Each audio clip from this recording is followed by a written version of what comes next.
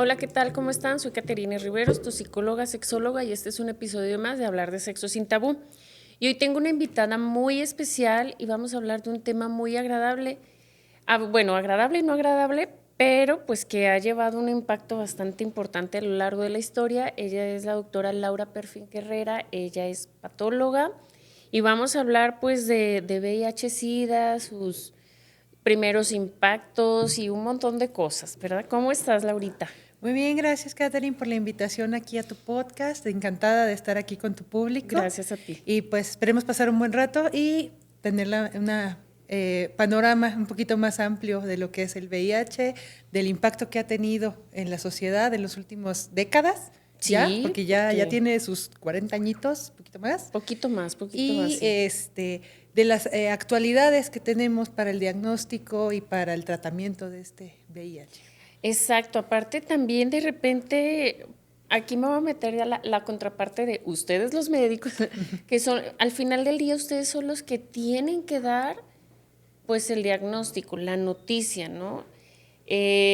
Alcanzan a ver, alcanzan a percibir como esta miradita de todos los pacientes, ¿no? Pero sobre todo en un caso de VIH, pues el impacto psicológico, cómo les impacta, ¿no? A cada paciente, porque estamos de acuerdo que hay contagios que sí son por transmisión sexual y otros no por una relación sexual o por un beso o algo. Entonces, a lo largo acá del podcast vamos a ir pues explicando ciertas cosas, ¿no? Sí, fíjate que el impacto psicológico es muy importante en estos pacientes porque desgraciadamente a lo mejor nuestro público en este momento es muy joven para recordar, no le tocó vivir esta situación en los años 80, pero fue una situación que marcó importantemente a la sociedad en aquellos años, ¿no? Sí. El hecho de ser diagnosticado con VIH-Sida era una sentencia de muerte. No, O y sea, era aparte un decirte señalamiento, un estigma de tú. tú, puerco asqueroso.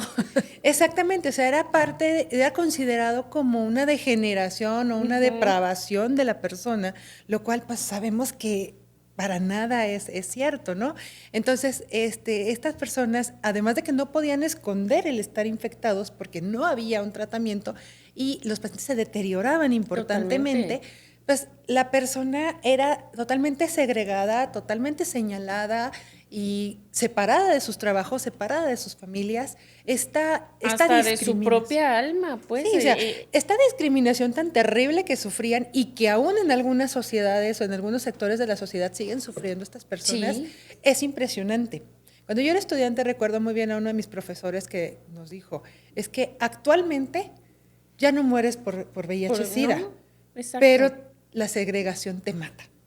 Es Entonces se correcto. me quedó así sumamente grabado esas palabras del doctor. Sí, de hecho, cuando también yo estudié y todo ese rollo, yo recuerdo que veía inclusive compañeros de que, bueno, ya ves que ponen sus etiqueticas en las camillas de los pacientes para saber cómo lo vas a cuidar en realidad, ¿no? O sea, no es de que, ay, mire todos, acá él tiene VIH, no, sino pues yo veía muchos compañeros, inclusive de diversas áreas de la salud, de enfermería, médicos, trabajadores sociales, psicólogos, todo, y así de, ay, tiene VIH-Sida, y hasta como que le hace, hombre, como si tuviera pulgas así.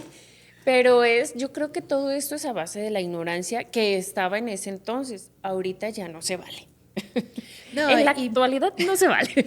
gran parte no etiquetar, sino señalar, digámoslo así, a este paciente con VIH-Sida en un hospital, no es tanto el porque el personal tengamos que cuidarnos de una manera especial hacia ellos. Al contrario, es nosotros cuidarlo a él, Por porque supuesto, se vuelve un paciente sumamente vulnerable, ya que pues, su sistema inmune no funciona. es correcto. Entonces, es cuidarlo a él.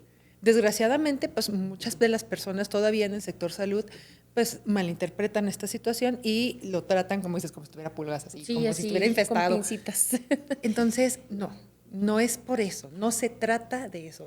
Entonces, creo que el dejar bien claro, primeramente, los medios de contagio y segunda, el cómo va a actuar y que actualmente pues el tratamiento es sumamente efectivo, es importante dejarlo bien claro. Y aparte que este tratamiento sí te da una esperanza de vida y un alcance de vida de muchos años donde tú puedes vivir y tener una nueva vida en pareja, de familia, con tus hijos. Obviamente cambia tu estilo de vida, cambia tu estilo en formas de cuidarte tú si tienes VIH y de cuidar a tus familiares, ¿no? Y es esta parte de que ellos puedan entrar en esta conciencia de decir, bueno, yo soy consciente que tengo esta enfermedad, pero no me puedo dar el lujo de estigmatizarme y de echarme yo mismo al abandono para que también todos digan, ay, sí, ya, que se muera, ¿sí? No se Como trata de eso. en aquel entonces en la Biblia los leprosos, ¿sí? Que Exactamente. literalmente casi los veían de esa manera, ¿no? Que a lo largo de la historia, por ejemplo, los leprosos era que por pecado. Casi es lo mismo con el VIH porque lo asocian a relaciones sexuales, al homosexualismo, al lesbianismo y a la vida de excesos, que en realidad no es así. Por ejemplo, hay muchas maneras, y tú como médico, por ejemplo, maneras no sexuales de transmisión del VIH que hasta en una alberca, caramba.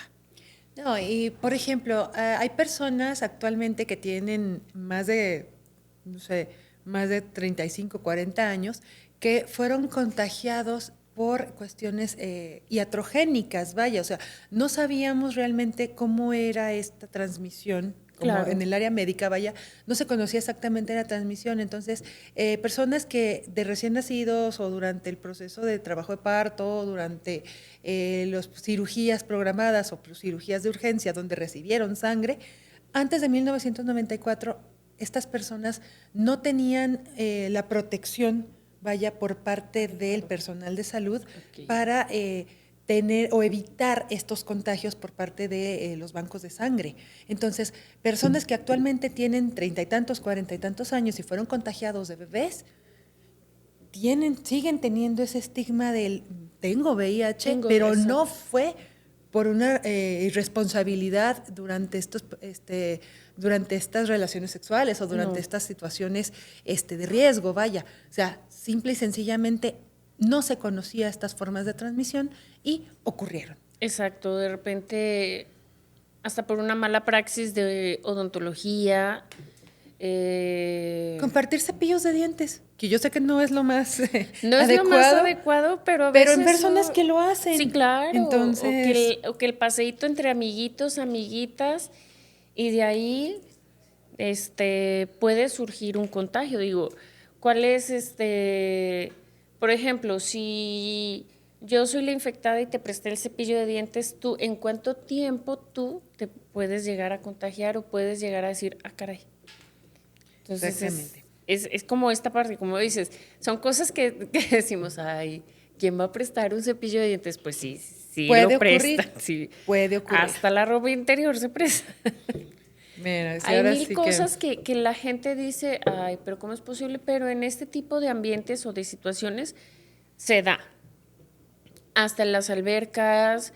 Yo recuerdo que por allá una vez vi una peli donde hubo este enojo de las personas con VIH y ellos empezaron a agarrar su sangre y echar a todos los bloqueadores solares, pues claro, vía tópica.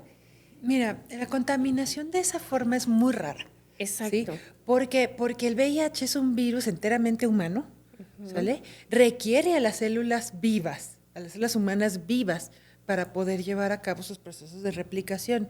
Entonces, cuando sale del cuerpo humano, muere ¿En rapidísimo, cuánto tiempo se muere el virus? aproximadamente 3 segundos. Ahí está. Entonces, esta película que decía, y ahí hubo mucha gente que también la agarraba de excusa de, me puse tal cosa. Y no es esto, No, ¿no? Como dices, el virus dura afuera, no sé, estornudé y aquí quedó el no, virus. Tres para nada. segundos, caramba. Entonces, pues también es una parte importante en llegar y decir, bueno, aseo personal. Eh, si hoy tuve una práctica de riesgo, ¿qué puedo llegar a hacer, no? ¿A dónde puedo acudir, caramba? Sí, o sea, el mantenerse informados primeramente del qué hacer en caso de estar expuesto a una situación de riesgo es muy importante. Por ejemplo, nosotros como personal médico, y me ha tocado que luego alumnos, yo doy clases en la Universidad de Guadalajara y anteriormente daba clases en la UVM. Entonces me llegó a tocar que alumnos me hablaban asustadísimos. Sí, claro. Doctora, es que le estaba tomando muestras a un paciente, le estaba tomando muestras de sangre a un paciente y me piqué con su aguja después de haberlo picado a él. Ajá. Y el paciente tiene VIH, ¿qué hago? La probabilidad de contagio ahí es un poquito más alta que en estas situaciones donde no hay una contaminación por sangre directa. Claro. Sigue siendo muy baja, sigue siendo un porcentaje muy, muy bajo, una probabilidad del 1%. Pero es un 1% Pero es un que te 1%. angustia terriblemente. Sí, y te crea la crisis existencial Claro. más fuerte del mundo. Entonces, los chicos me hablaban de súper asustados, doctora, ¿qué hago? Entonces, ahí, pues, revisar entonces qué tan probable es, de acuerdo a la manipulación de objetos que tuvieron con las contaminados con la sangre de este paciente, el que el chico se podría haber contagiado. Entonces, pues se los tendríamos que canalizar pues directamente a las instancias correspondientes para que les hicieran sus pruebas serológicas base, las pruebas del paciente, para que les dieran sus fármacos profilácticos, ¿sí? Entonces, me llamaba la atención que aún siendo parte del personal de salud estos alumnos no conocieran a dónde dirigirse y tuvieran que hablarle a alguno de sus profesores que ni siquiera es quien estaba en ese momento. Sí, o sea, que ya no estaba yo con ellos en ese momento como profesora, ya habían pasado conmigo semestres anteriores, pero me llamaba la atención que primeramente tuvieran la confianza para acercarse a mí y decirme, doctora, pasó esto, ¿qué hago? ¿A dónde voy? Y es ¿sí? justo lo que acabas de decir, Laurita. La confianza es lo más importante. Entonces, ¿a quién le voy a decir? Porque al final del día es exponerme y el decir, me siento vulnerable. Entonces, decirle a alguien, me siento vulnerable, es jodido, o sea, es fregado porque, pues porque no sabes cómo va a actuar la otra persona, si me va a decir, ay, sí, seguramente te picaste o no, te creo o no te creo, no. Y es aquí esta parte de que, qué bonito que confiaron en ti y que les pudiste dar un norte. Pero como dices, ¿qué tan informados estamos? Si desde el personal de salud primario y aparte se estaban capacitando para ser médicos, ¿no? Entonces, ahorita vemos inclusive médicos ya que llevan ciertos años ejerciendo su profesión y esto es un tema que yo creería que a todas las áreas, todos los especialistas, claro que les compete, ¿no? De todos, de ginecólogos, cirujanos, No, y no solo urólogos, médicos, todo. Katy. O sea, en el hospital habemos una gran variedad de personal de salud no médico, por ejemplo, químicos, por ejemplo, camilleros, enfermería, que si nosotros como médicos muchas veces estamos desinformados al respecto, ¿Cómo podemos exigirle a los demás? exactamente, ¿y cómo podemos esperar que personal de salud de otras áreas no médicas tenga la información más adecuada y más actualizada? Los de trabajo social, los de admisión, que de repente llegan y ya están ensangrentados o lo que tú quieras. Y como dices, si no conocen este protocolo o esta línea de comunicación, de acceso, de decir, bueno, como decíamos hace un ratico, la prueba ELISA, ¿no? Es una prueba reina, es una prueba que en la actualidad está al acceso, yo creo que de toda la población. Exactamente, y además los costos han bajado muchísimo en cuanto al estudio. Considerablemente. Exactamente. O sea, hacerte una prueba ELISA en los años 90 era carísimo, carísimo, o sea, era inaccesible para la población. Sí, sí. Actualmente... De los cantantes para arriba. Sí, o sea, y era de como... la farándula para arriba. Y actualmente es una prueba económicamente muy accesible para la población y no nada más económicamente, sino que la realizan en muchísimos laboratorios, porque antes era de la tenemos que mandar a no sé A dónde. pedir de no sé qué, y el reactivo y no sé qué. Y actualmente no, actualmente cualquier laboratorio de análisis clínicos tiene la prueba accesible, tú puedes ir sin necesidad incluso de que haya una orden médica para realizarlo, tú puedes ir y pedirla y te la hacen sin mayor problema. Sí, inclusive hasta para iniciar un noviazgo hasta la puedes solicitar y pedir porque a mí en lo particular como sexóloga me preguntan, oye, ¿en qué momento le tengo que pedir las pruebas de sangre a mi pareja? Y se me hace chévere, se me hace agradable que de repente la otra persona va a decir, ay, ¿qué le pasa? No, es una manera de cuidarme y cuidarte. Digo, Sí, es parte de la autorresponsabilidad si de nos tu vamos a salud. vincular sexoafectivamente, la responsabilidad de los dos es que entremos limpios por si en algún momento de la vida queremos tener relaciones sexuales sin condón. Entonces, claro que sí sería muy responsable de cada pareja decir, oye, vámonos a tomarnos pruebas serológicas pues para ver cómo estamos.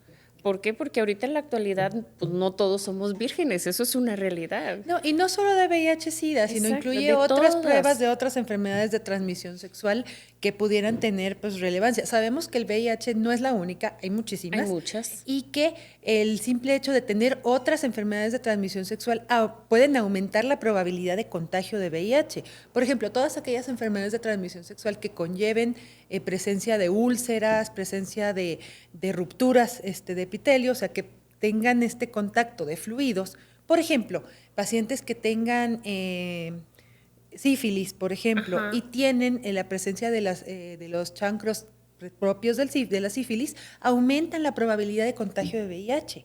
Entonces, es Y se importante. puede desarrollar este VIH. Ah, ok. Exactamente. Entonces, o sea, al fin y al cabo hay una disrupción desde la función de este sistema inmunológico que nos va a llevar entonces al desarrollo tanto de la enfermedad base, o sea, de la otra enfermedad de transmisión sexual de la que estemos hablando, como del propio VIH. Entonces, es importante que entre parejas pues haya esta comunicación Y y que esta no nos confianza. sintamos ofendidos, caramba, porque yo pienso que si ahorita conozco a alguien y me dice, oye, hagámonos pruebas serológicas, yo le diría, sí, claro, ¿cómo no? ¿Cuándo? ¿Dónde vamos? Claro que ¿A sí. dónde vamos? Claro que sí. ¿Por qué? Porque esto me da a mí a conocer que él se quiere cuidar y que también me quiere cuidar y que quiere que las cosas empiecen a funcionar de la mejor manera para poder gozar y disfrutar de la sexualidad como debería ser. Exactamente, y que hay una responsabilidad tanto afectiva como física entre Exacto. ambas personas, porque el cuidarme y el cuidarte Es es parte cuidárselas. de, o sea, es Ajá. parte de esta relación afectiva, sexoafectiva, que va de la mano, vaya, con estas emociones que se comparten durante las relaciones sexuales. Sí, claro, mira, yo tengo algunos pacientes que son conscientes que tienen VIH y la verdad que cuando empiezan a conocer a su pareja, inclusive los llevan conmigo para decirles, mira, la verdad sí, sí tengo este diagnóstico, pero sí les digo, la verdad no es conmigo, pero gracias.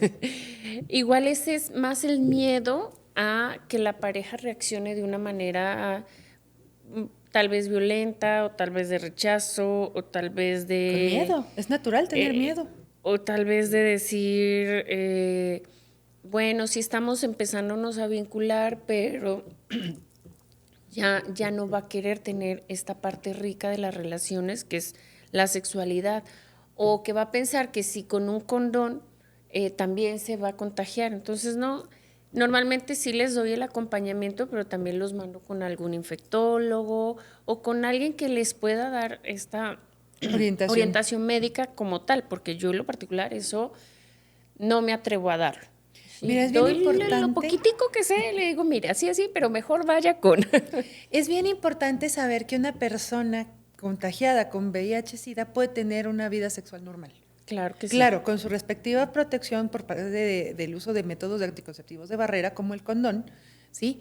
Pero es bien importante que no es una sentencia de que va a contagiar a la otra Ni persona tampoco una inmediatamente. sentencia de muerte, de que en vez de que diga, es que mi proyecto de vida no, es mi proyecto de muerte y cada día le resto. Pues al final del día todos tenemos un proyecto de muerte porque todos nos vamos a morir de diferentes maneras. Exacto. Sí. Ahora, los tratamientos actuales para el VIH-Sida han logrado que esta enfermedad, en lugar de ser una sentencia de muerte como era en los años 80, Sí. se haya convertido en una enfermedad crónica, como tener diabetes, como vivir con lupus, como vivir con artritis reumatoide. Hasta ¿Vale? tuberculosis. Exactamente. De hecho, tuberculosis es todavía más mortal que VIH. Es justamente te iba a decir, o sea, la tuberculosis la pueden aceptar un poquito más que el VIH cuando la tuberculosis tiene un índice más alto. Entonces Exactamente. está... Es un poquito curioso esa Sí, situación, ¿sí? sí. Pero, o sea, actualmente una persona que tiene VIH-Sida con un tratamiento adecuado puede prácticamente negativizar sus cargas virales y tener una vida sexual plena con su pareja y la probabilidad de contagio es prácticamente nula. Nula, exactamente. ¿Sí? Entonces, el hecho de que la persona tenga VIH, o sea portador de este virus, no quiere decir que su pareja también lo va a tener, porque también ese es un punto bien curioso. Dicen, ok, fulanito tiene su pareja tiene VIH y por alguna razón es conocida, porque no debería, porque cada quien, pues sus diagnósticos son personales. Totalmente. Pero por alguna razón se sabe que esa persona tiene VIH, inmediatamente catalogan, no, pues entonces fulanito también tiene, no necesariamente. O, por ejemplo, si la vía transplacentaria, esa sí te va a dar, pero igual el niño nace y empieza con su mismo tratamiento. O sea, ¿se le hacen sus pruebas o cómo es ahí? Mira, en la transmisión vertical, que es de la madre al recién nacido, es bien curiosa, porque transplacentario la probabilidad de contagio es muy baja. Okay. Curiosamente, es más probable que se contagien a través de la leche materna. Mira. Entonces, cuando una mujer embarazada va a sus controles prenatales, es bien importante que se le realice la prueba rápida de VIH. Claro. ¿Por qué? Porque al fin y al cabo, si estás embarazada es porque hubo una relación sexual sin protección. Totalmente. La probabilidad de contagio, pues ahí está. Sí. Se le hace su primera prueba de VIH a la paciente y si esta es negativa, se tiene que repetir semanas después, precisamente porque pues, a lo mejor durante esa relación sexual fue cuando se contagió y sabemos que hay un periodo de ventana donde las pruebas van a ser negativas, pero después positivizan. Entonces se repite esa prueba durante su embarazo, esta prueba es negativa, ok, no hay mayor problema, el embarazo continúa, se da el momento del nacimiento y no hay mayor situación, ¿sale? Pero si la prueba es positiva, entonces se tienen que tomar medidas para evitar el contagio del recién nacido. ¿Cuáles son esas medidas? El bebé nace por cesárea. Sí, claro. ¿Por qué? Porque hay que evitar el contacto de la sangre materna con la sangre fetal. La placenta es un órgano bien interesante y bien importante en este caso, Katy, porque la placenta es una barrera de protección para el recién nacido. Okay. Es un órgano que no va a permitir la comunicación de sangre entre la madre y el feto. El feto tiene su sangre, la madre tiene la suya, ¿sale?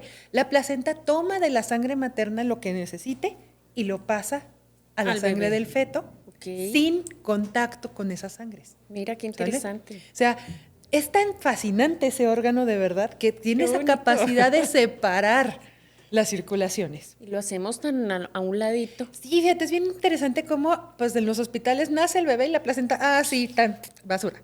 Bueno, RPBI. Sí. Pero no, la placenta es un órgano tanto del feto como de la madre, porque tiene parte de ambos, ¿sale? Pero tiene esta capacidad, decíamos, de separar las circulaciones. Vale. Entonces, durante el embarazo, cuando esta placenta está funcional y si es un embarazo normoevolutivo, donde no hay desgarros de esta placenta, donde no hay hematomas y todo va tranquilo, pues la probabilidad de contagio durante el embarazo es muy baja, ¿sale?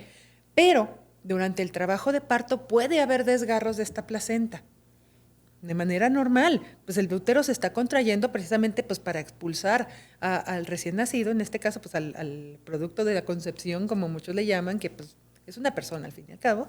Entonces, cuando nace este bebé por medio de trabajo de parto, esta placenta puede sufrir desgarros y hay intercambio en la sangre entre la madre y el feto. Por eso se evita que nazcan por parto. Para que de esta manera quede como más separado y darle el cuidado al bebé. Exactamente, para que se mantenga respetada esta individualidad de las circulaciones, ¿sale? Ya. Entonces, nace por cesárea para empezar. Y segunda, es de las muy pocas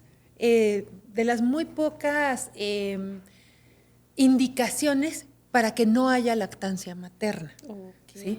¿Por qué? Porque la lactancia materna, o sea, la producción de leche, sí implica entonces el paso de células inmunológicas de la madre a este bebé a través de esa leche. Ya. Entonces, sabemos que las células inmunológicas de la madre van a estar contagiadas, ¿sí? Entonces, para evitar este contagio, se suspende la lactancia materna. Mira qué interesante, y eso es algo que yo en lo particular no lo sabía.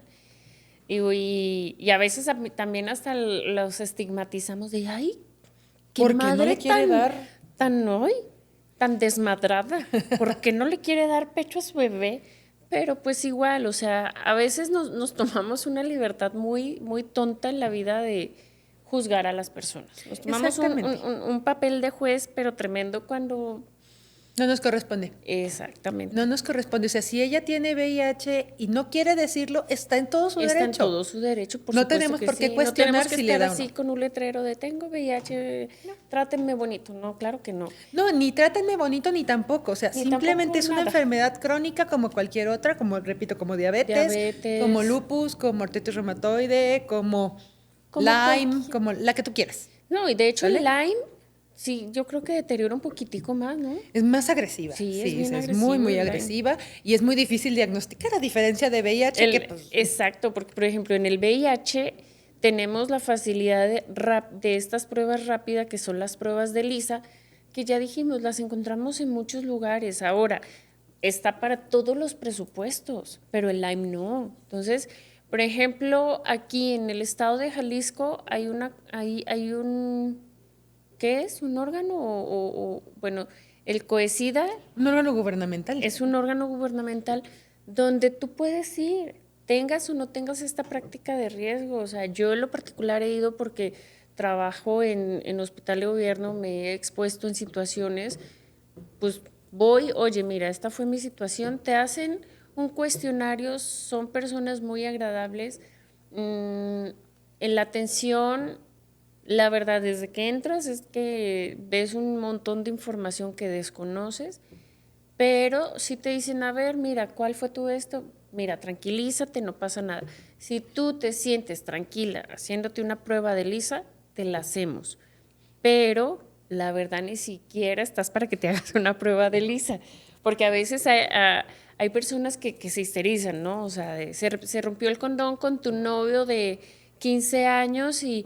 oh, no, ya voy a tener SIDA y sífilis y gonorrea y no sé qué. Entonces también es esta parte de... Pues, de la contención emocional. Contención emocional y el conocimiento de las cosas, ¿sí? O sea, no porque hoy se me rompió el condón con mi pareja de 15 años, de 2 años, fija, donde verdaderamente yo no he visto ninguna manifestación y tenemos esta confianza, aparte, pues, ¿cuál es el problema? Abórdenlo en pareja, entre los dos. No te pongas histérica, no te pongas histérico y sí trata de ver estas herramientas que tiene el gobierno.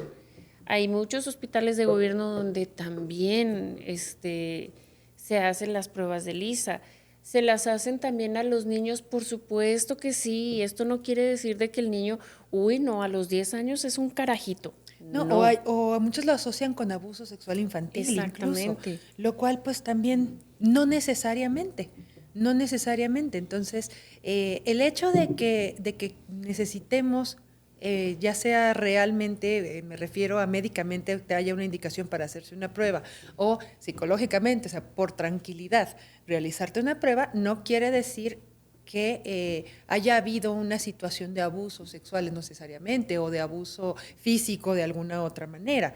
Simple y sencillamente, pues es parte de la responsabilidad del autocuidado. Del autocuidado. Sí, porque luego vienen estas culpas de nosotros de que hice mal, no sé qué, y esto la verdad ya no va. Aquí lo que importa es esta contención emocional que puedo yo tener de mí para mí, conocerme mi situación personal y cómo yo puedo manejar mis emociones para que también de esa misma manera no... poner a mi novio o a mi familia de, ay, sí, ya, todos movámonos, no, porque a veces es una cuestión nada más de un cuidado muy mínimo, pues. Eso para este tipo de pruebas así chiquitas. Digo, en algunos casos, por ejemplo, cuando se empiezan las manifestaciones de la tuberculosis, que sí o sí se ven obligados los médicos a tomar pruebas de VIH porque... Por la asociación. Por la relación de la enfermedad entre VIH y tuberculosis. Y hay personas y hay pacientes que dicen, bueno, ¿y a mí por qué? ¿Usted quién se cree médico, carajo, de hacer? ¿Qué me está diciendo? Eso? ¿Usted piensa que yo soy qué o qué? Una sinvergüenza. No, pues mira, no. Katy, eso es un punto bien importante. Hay algo que se llaman enfermedades definitorias de SIDA. ¿Qué quiere decir eso? Uh-huh. Son enfermedades específicas que se presentan en pacientes con un sistema inmunológico pues prácticamente debilitado o incluso hasta destruido, ¿sale? Y que el paciente VIH positivo, porque esto es bien importante aclarar, VIH positivo no es lo mismo que tener SIDA. Exacto. VIH positivo quiere decir que tú vives con el virus, ¿sale? Tener SIDA es que tienes las manifestaciones clínicas de la destrucción de tu sistema inmunológico por parte de este virus, ¿sí? Entonces, estas enfermedades definitorias de SIDA nos dicen que el paciente que vive con VIH ya alcanzó un nivel de destrucción de su sistema inmune a tal punto que estas enfermedades oportunistas se están presentando. La tuberculosis es una de estas enfermedades definitorias de SIDA. ¿Por qué? Porque es una enfermedad en la que todos, o sea, es una infección con la que todas las personas estamos en contacto todo el tiempo. Sí. ¿Vale? Entonces, no quiere decir que por eso vas a enfermar. Todas las personas a nivel mundial, pues prácticamente estamos en contacto con ella, pero nuestro sistema inmunológico es capaz de encapsularla, digámoslo así para que nos entienda nuestro público, ¿sí? De encapsularla y de mantenerla a raya, ¿sale? Okay. Sin presencia de nuestras o de estas manifestaciones clínicas.